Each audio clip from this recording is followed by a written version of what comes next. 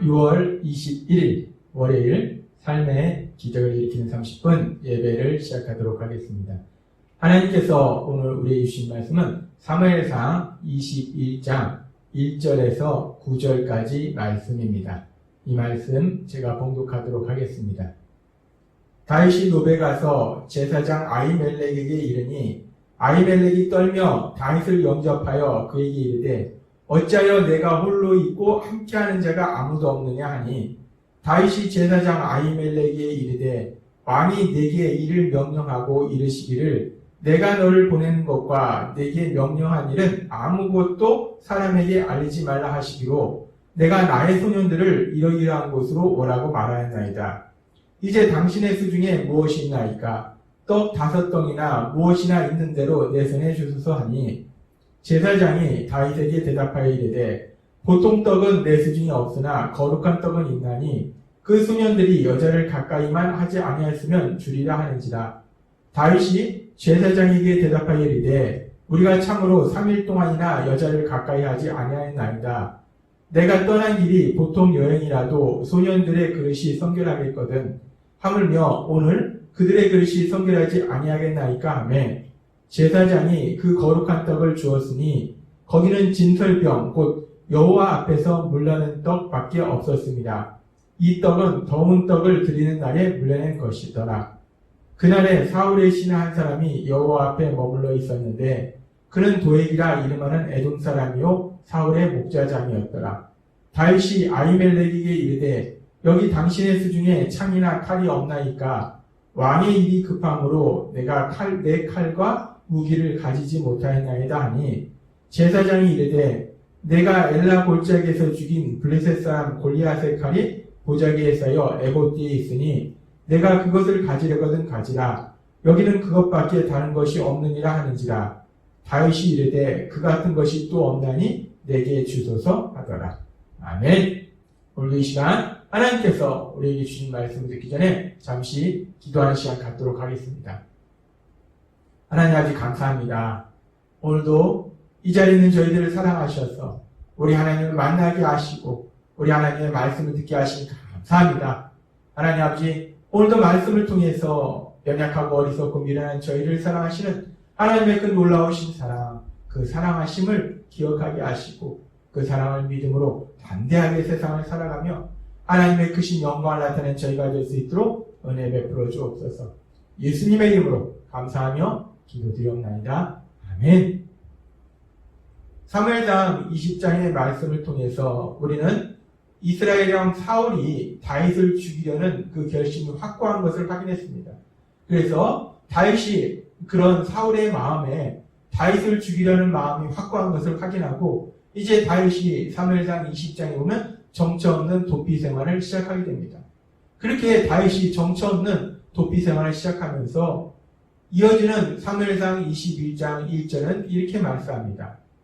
다윗이 노베 가서 제사장 아히멜렉이 이르니 아히멜렉이 떨며 다윗을 영접하여 그에게 이르되 어찌하여 내가 홀로 있고 함께 있는 자가 아무도 없느냐 하니 지금 보니까 다윗이 사울을 피해서 도망가는 그 위급한 상황 속에서 노베에 있는 제사장 아히멜렉에게 갑니다.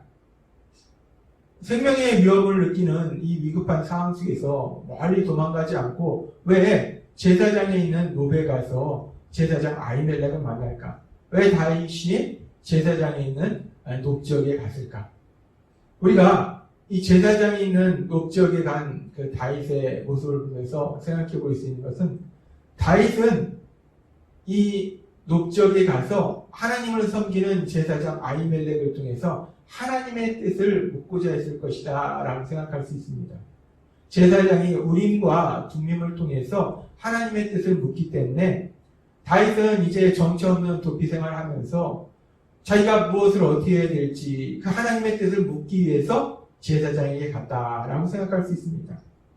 그러면서 지금 이 다윗이 이렇게 제사장과 만난 일에 대해서 그 자리에 있었던 도액이라는 사람이 사울에게 다 말하는데 그 장면에 보면 이렇게 말합니다. 사무엘상 22장 10절 말씀. 아히멜렉이 그를 위하여 여호와께 묻고 라고 말씀합니다. 이 도액이 사울에게 얘기할 때 아히멜렉이 다윗을 위해서 하나님께 물었다라고 얘기합니다. 하나님의 뜻이 무엇인지, 다윗을 향한 하나님의 뜻이 무엇인지 아히멜렉이 물었다라고 얘기합니다.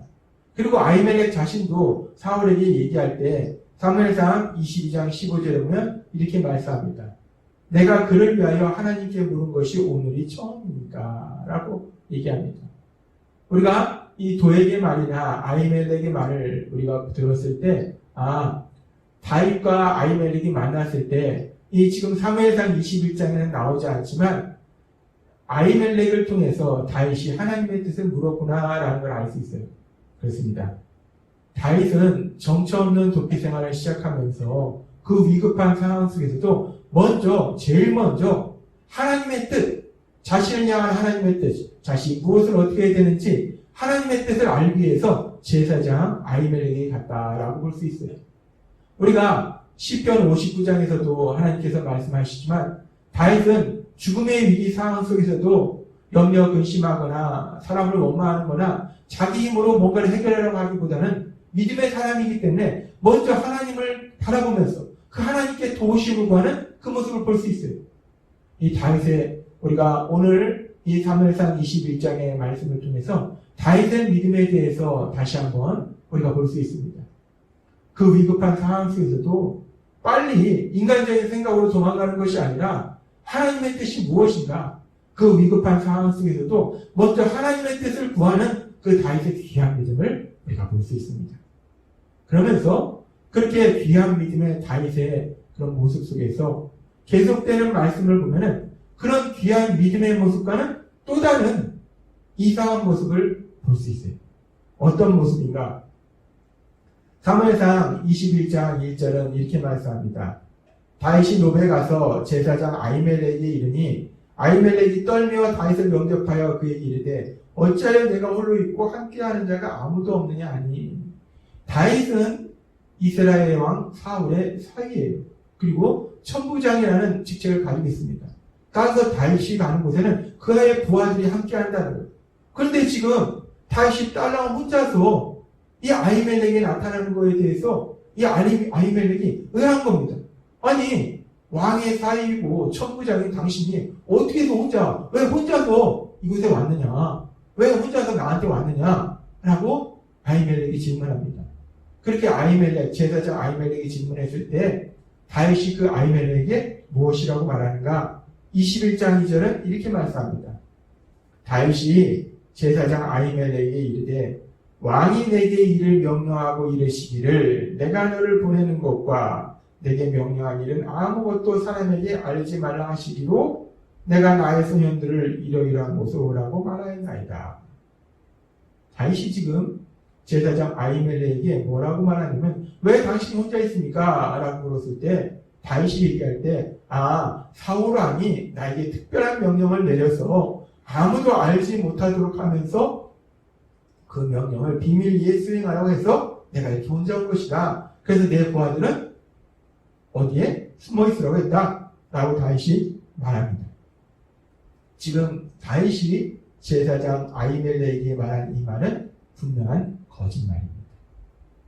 믿음의 사람 다윗이 거짓말을 할 거예요. 왜 거짓말을 했을까? 믿음의 사람 다윗이 왜 제사장 아히멜렉에게 거짓말을 했을까? 우리는 1차적으로 인간적으로 생각해보면 이 아히멜렉이 다윗을 도운 것을 나중에 사울이 알게 되면 아히멜렉을 가만히 놔두지 않을 거예요. 그래서 아히멜렉도 속아서 다윗을 도왔다라는 명분이 생기면 나중에 아히멜렉에게 피해가 가지 않기 때문에 다윗이 일부러 아히멜렉에게 거짓말을 한 것이 아닌가라고 생각해 볼 수도 있어요. 근데 우리가 전체적인 부분을 생각해 봤을 때 그렇게 아히멜렉을 위해서 다윗이 일부러 거짓말을 했다기보다는 지금 다윗은 자신의 상황이 너무나 위급한 거예요. 자신이 이스라엘 왕 사울, 그것도 악한 영에 사로잡힌 그 포악한 이스라엘 왕 사울을 도망해서 사울이 자기를 죽이려고 해서 자기가 도망가는 중이다 라고 제사장 아히멜렉에게 솔직하게 말한다면 아히멜렉이 자신을 도와주지 않을 수도 있기 때문에 도와주지 않을 수 있다는 그 두려움 때문에 다윗이 이렇게 거짓말을 했을 것이다 라고 일반적으로 우리는 이 부분을 해석합니다. 그렇습니다.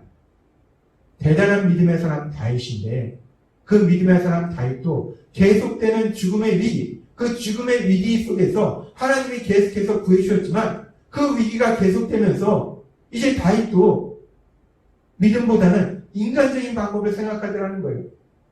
믿음으로 하나님이 이제까지 지켜주셨고 앞으로도 그 삶을 지켜주실 걸 믿음으로 솔직하게 담대하게 아히멜렉에게 지금 왕이 날 죽이려고 해서 죄도 없는 날 죽이려고 해서 내가 도망가는 중이다 라고 솔직하게 말하고 도움을 구하는 것이 참된 믿음의 사람의 모습일 것입니다. 근데 다윗은 그렇게 하지 못했어요. 다윗도 두려운 겁니다. 자신이 솔직하게 말하면 제사장 아히멜렉이 자신을 도와주지 않을 수도 있다는 그 두려움이 다윗에게 있었던 거예요. 다윗이 거짓말을 합니다. 그리고 결국 이 거짓말을 통해서 나중에 이 아히멜렉뿐만 아니라 이 높 지역의 많은 제사장들이 죽임을 당하는 그런 무서운 그런 슬픈 일이 일어납니다. 우리는 지금 이 장면을 보면서 대단한 믿음의 사람 다윗, 그 대단한 믿음의 사람 다윗의 대단한 믿음을 보는 것이 아니라 그 대단한 믿음의 사람 다윗의 인간적인 연약함을 볼 수 있다는 겁니다. 그렇게 대단한 믿음의 사람 다윗도 연약한 인간일 뿐이더라는 겁니다. 그렇게 믿음으로 나아갔던 다윗도 어느 순간은 두려움이 그 안에 있더라는 겁니다. 그래서 솔직하게 말하지 못하고 거짓말하는 그런 어리석고 미련한 모습을 보이더라는 겁니다. 그렇습니다. 그렇게 대단한 믿음의 사람 다윗도 결국은 연약한 한 명의 인간일 뿐이구나 라는 것을 오늘 우리는 말씀을 통해서 다시 한번 확인할 수 있습니다. 우리는 모두 다 연약한 인간입니다. 우리가 아무리 믿음을 가지고 있어도 우리는 다 연약하다는 거예요. 그래서 그 생명을 다해서 복음을 증거했던 믿음의 사도 바울, 그 믿음의 사도 바울도 로마서 7장 19절에서 24절에 이렇게 고백합니다. 내가 원하는 바 선은 행하지 아니하고 도리어 원하지 아니하는 바 악을 행하는도다. 오라 나는 공고한 사람이로다. 이 사망의 몸에서 누가 나를 건져내랴. 라고 바울 사도도 자신의 연약함에 대해서 고백하더라는 겁니다. 그렇습니다. 우리는 누구나 다 연약합니다. 성령님의 도우심으로 믿음으로 담대하게 나아가다가도 어느 순간 인간적인 연약함으로 인해서 염려하고 근심하고 두려워하고 미워하고 절망하는 그런 모습이 우리의 모습이라는 거예요. 우리는 그렇게 연약하다는 거예요. 그런 연약함을 우리가 생각할 때 우리는 너무나 슬픕니다. 그런데 우리가 그렇게 연약함에도 우리가 소망이 있는 것은 하나님은 그런 우리의 연약함을 아신다는 거예요. 그래서 하나님께서는 히브리서 4장 15절에서 이렇게 말씀합니다. 우리에게 있는 대제사장은 우리의 연약함을 동정하지 못하실 리가 아니오. 모든 일에 우리와 똑같이 시험을 받으시는데 죄는 없으십니다. 우리에게 있는 대제사장, 우리 예수님, 우리 죄를 대신하여 십자가에 돌아가시고 우리를 죄에서 구원하신 그 예수님, 하나님 그 예수님은 우리의 연약함을 동정하신다라고 말씀하세요. 반드시 동정하신다는 거예요. 우리의 연약함을 동정하신다는 것이 무엇인가? 하나님께서 우리에게 여러 번 말씀하셨어요. 우리의 연약함을 동정하신다는 것은 하나님은 우리의 연약함을 인정하신다는 거예요. 그래, 그럴 수도 있지. 그렇게 연약할 수도 있지.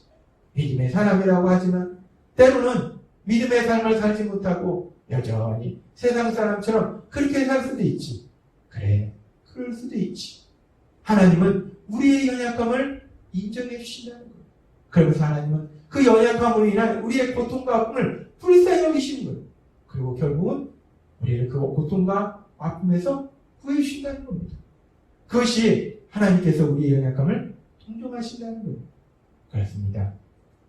하나님께서 오늘 우리에게 말씀하실 때 그 대단한 믿음의 사람 다윗, 그 다윗이 이제 사울을 피해서 도피 생활하면서 제일 먼저 하나님의 뜻을 묻는 그 모습까지는 너무나 귀한 믿음의 모습이었어요. 근데 하나님의 뜻을 물으러 가서 그런 믿음으로 나아갔는데, 그런데 그런 모습 속에서 다윗은 제사장 아히멜렉에게 거짓말을 하더라고요. 인간적인 두려움 때문에 거짓말하는 그런 다윗의 연약한 모습을 봅니다. 그런데 그럼에도 불구하고 하나님은 그런 다윗을 사랑하십니다. 마찬가지로 하나님은 우리가 연약함에도 불구하고 우리를 사랑하신다는 거예요. 히브리서 4장 15절의 말씀처럼 우리 예수님은 우리의 연약함을 통정하신다는 겁니다. 우리가 성령님의 도우심으로 담대하게 믿음의 삶을 살지만 때로는 우리는 여전히 연약해서 어느 순간에는 그 믿음에서 벗어나서 어리석고 미련한 그런 모습으로 나아갈 수도 있다는 거예요. 그런데 너무나 감사하고 우리에게 소망이 있는 것은 우리 하나님은 그런 우리의 연약함을 통정하신 하나님, 그 하나님의 그 놀라우신 사랑이 늘 여러분과 함께하고 계심을 믿습니다. 우리가 오늘도 하나님께서 주신 말씀을 믿을 때 비록 우리가 믿음으로 나아가다가 때로는 어리석고 미련하게 세상 사람의 모습처럼 그런 모습이 나올지라도 우리가 절망하는 것이 아니라 우리를 그렇게 사랑하시는 우리의 연약함을 동정하신 그 하나님 앞에 나아가서 그 하나님께 도우심을 구함으로 인해서 그 하나님이 행하시는 놀라운 역사들을 풍성하게 체험하신 여러분이 되시기를 주님의 이름으로 축원합니다. 기도하겠습니다. 하나님 아버지 감사합니다. 오늘도 주신 말씀처럼 그 대단한 믿음의 사람 다윗이 정말 그 사울을 피해 도망가는 그 위급한 상황 속에서도 먼저 하나님의 뜻을 구하고자 제사장 아히멜렉에게 간 것까지는 너무나 귀한 믿음의 모습이었는데 제사장 아히멜렉에게 거짓말하는 그 모습을 통해서 그 대단한 믿음의 사람 다윗의 인간적인 연약함을 봅니다. 그런데 다윗만 연약한 것이 아니라 우리는 모두 연약한데 하나님께서 오늘 우리에게 주신 말씀처럼 우리의 연약함을 통정하신 하나님의 놀라우신 사랑이 늘 저희와 함께함으로 인해서 우리가 어떤 상황 속에서도 담대하게 세상을 살아갈 줄 믿습니다. 예수님의 이름으로 감사하며 기도드렸습니다. 아멘. 이 시간도 하나님께서 우리에게 주신 말씀을 묵상하면서 조용히 기도하는 시간 갖도록 하겠습니다.